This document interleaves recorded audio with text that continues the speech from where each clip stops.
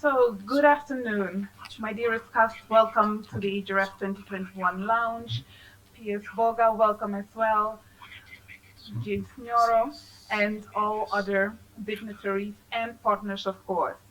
It's fantastic to have you here at this lounge. On behalf of the AGRF Partners Group, when we invited the government of Kenya, they wholeheartedly accepted this opportunity to be the voice and the champion of inclusive agriculture and food systems transformation in Africa this year in September. I can tell you that we're very excited. This is a very exciting year, both in terms of the opportunities, but also, of course, because we are emerging and recovering from the COVID pandemic. Um, we have a great opportunity here as Kenyan constituents and partners from all across the continent and all over the world. So actually, I will keep it very short. Our theme this year are the pathways towards recovery and resilient food systems. So I'm really calling upon all of you. Showcase to us, how are we going to accelerate our delivery towards our 2030 targets? How can we work together in partnership similarly as the AGRF partners have? And how can we really make sure that the voice and the priorities of Africa will be resonating across the globe? We started off in 2010. The AGRF started in Ghana no, actually before that, right? It started off in Europe somewhere, and we brought it home in 2010. It started in I think in Norway, but we brought it home in 2010. Our first winner in the AGRF was no other than the former Prime Minister of Ethiopia, Meles Zenawi. So really started off on a very high note. Today, 11 years later, the AGRF that started out with about 100 people is now a forum that brings 10,000 people together. We hope that this year we can actually reach over 20,000 people, through online connectivity, but also through a hybrid model that will bring many of us in a room. I tell you, this amount of people is a little bit about the same size we had last year, just to tell you how much COVID has dispersed us. In Ghana, we're over 4,000 people. In Kigali, we're about 200 people, right? We live here, we work here, we love what is happening here from a private sector perspective. We really feel that it's an opportunity to come back together.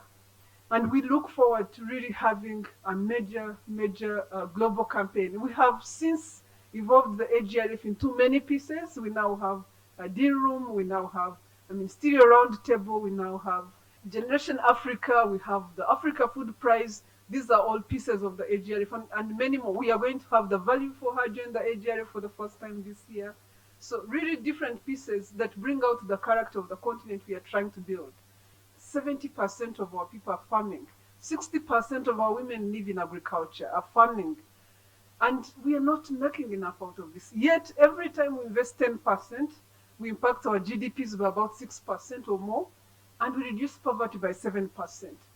As Council of Governors, and on behalf of the 47 county governments, we are happy to host the forum here in Kenya and commit to work closely with the national government and the AGRF teams to make the forum success. We hope the forum will offer a platform of running as well as agreeing on resolutions, first of its kind after the devastation of COVID, for the common actions across governments in Africa.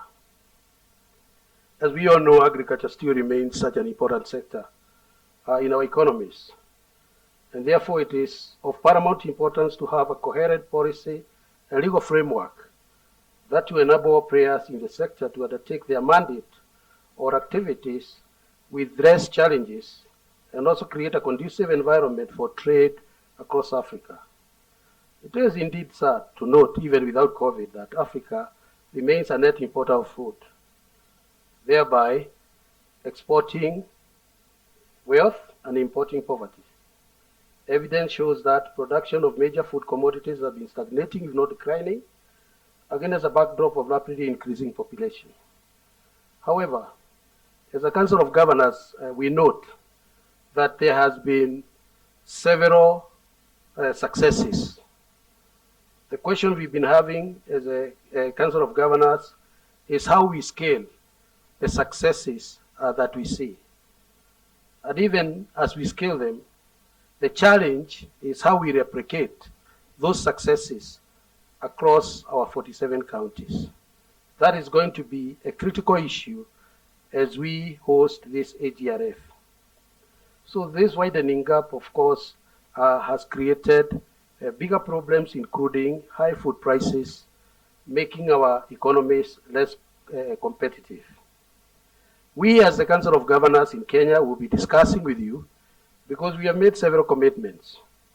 One of the commitments that we made is to be able to benchmark the best practices and create a platform where we'll be able to share the best practices. We have also made it a commitment that we as county governments will be allocating a minimum of 10% of the budget to the agriculture sector in order to enhance investment within the sector. We also have to address incoherent policy and legal framework to support the agriculture transformation in many of our counties. We also have to address the issues of climate change, as we have noted the devastating effects of incidences such as the fall armyworm and the desert locust. We need to look at several smart technologies. We have to look at post-harvest losses, as has been stated. So Kenya has gone ahead to develop some of the common framework within the agricultural transformation framework that we've been working together with the national government, and we'll be happy to share this with you during the summit. So on my own behalf and on behalf of the 47 county government, I welcome you all to Kenya in August, and we will be sharing with you some of our practices. Thank you and God bless. Let me say that I first engaged with the AGRF Summit in 2014 in Ethiopia, where I was invited to speak on behalf of young people in the continent to be able to articulate issues that are affecting young people from actively being involved in the agriculture sector. And surprisingly, after that, we got chances as young people to be able to be in a position of not only articulating challenges and hoping that our leaders would listen to them, but also through the example set by His Excellency the President, we were given an opportunity as young people to actually sit in positions where we can be able to actually do something about those challenges. And that is a reality that we are very much delighted to be experiencing, so that we can be able to, to contribute and also be able to be part of the change. And I must thank Mr. James Masharia and also the AGRA team, Madam Kalibata, for giving an opportunity for one of our own. Jemima, just stand up for people to see you. Jemima is a member of the 4K clubs, and Jemima is, sit down, Jemima. Jemima is a future policymaker of tomorrow. She's the future farmer of tomorrow. So being able to deliberately bring them in the spaces where we have these realities being discussed is again one of those lessons that we hope the continent can be able to learn and also replicate, so that we can be able to not only intervene at that critical stage when we are already in our very formative ages of 18 to 35, but being able to capture these children when they're young so that their futures can be better. Now more than ever, it is critical to shape an African vision on food systems transformation, steering the continent towards zero hunger, which will require a transformational shift for the continent's significant importation of food from outside Africa that is projected to soar to US dollars 110 billion by the year 2025. The continent must therefore feed itself, and this requires building food systems that deliver sufficient and nutritious food through food systems that are sustainable and create shared prosperity for Africa. Food systems must therefore be resilient. The COVID-19 pandemic remains persistent, which adds to the urgency for transformation of food systems. Prior to COVID-19, Kenya had already set an agenda for food systems transformation And the pandemic has awakened us to the realities of the stresses for our food systems security. Our recovery path is anchored in our strong foundations, and we commit to transforming food systems through the following. One, Kenya Vision 2030, which sets the agenda for inclusive growth and people-driven sustainable development. Two, that is the Big Four agenda, which places food and nutrition security for all Kenyans as a national priority. Three, the Agricultural Sector Transformation and Growth Strategy, ASTGS, which presents our commitment to increasing output and productivity, boosting incomes from agribusiness, and ensuring household food resilience and security. On behalf of the U.S. government, I want to thank the Kenyan government and the Alliance for Green Revolution in Africa, AGRA, for hosting the African Green Revolution Forum Summit event today. Now, your participation here today underscores the importance to agriculture for the people of Africa, just as it is for the whole world. My father-in-law was a farmer, and so I feel something of that myself. More than, as we've heard, expressed already today, more than 75% of people in most of African countries make some part of their living in agriculture, either as farmers or in the agriculture sector. And that sector accounts for more than a fourth of the gross domestic product in most countries. Now, USAID partners with Kenya and other countries in the agriculture sector through our Feed the Future initiative. Many of you have heard of that.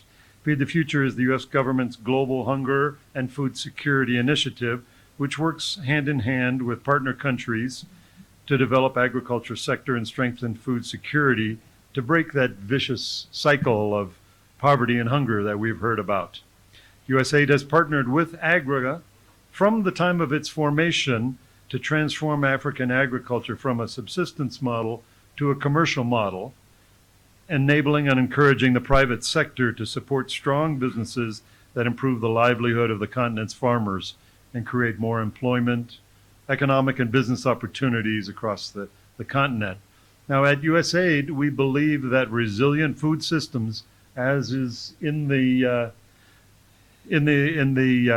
theme of the summit, these resilient food systems are critical for ensuring food security and economic progress for the people of Africa. We also know that sufficient, safe, and nutritious food is a prerequisite for a healthy nation. The upcoming AGRF Summit in September 21 is an excellent opportunity for the private sector to forge partnerships in the agriculture sector.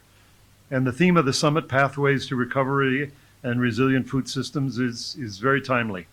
It also aligns, by the way, with USAID's focus on supporting countries to become more sustainable. As you go, please encourage other stakeholders even to register for the event in September. And thank you very much. I'm glad to see you and glad to be with you today.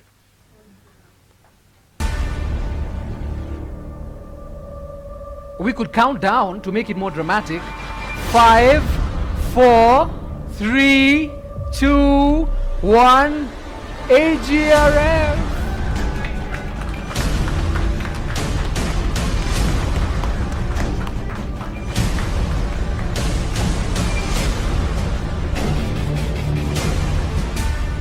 I hope you've all managed to take all the pictures you'd like.